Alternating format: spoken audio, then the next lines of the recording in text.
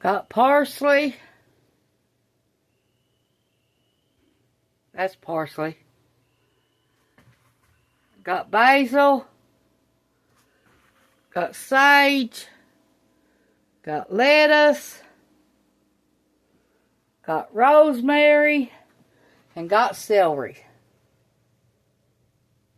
Parsley. Celery. Basil.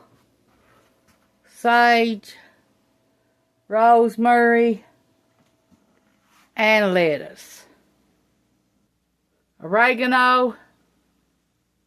Chives, and dill. We put our beds to rest this time because it's getting supposed to frost Thursday or Friday, so we went out there and cut what we could. But the celery will keep on growing. And oregano will too. Thanks for watching. Push the like, subscribe button if you ain't already. And thank you. This is the last bit of our herbs in the garden. Our times already went to bed, so that's why we didn't bring none in. Thank you. Bye.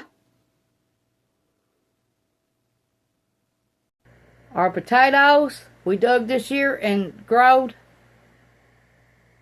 In my bathtub is a pineapple. And that stevia and some other kind of flower that just makes a big long vine.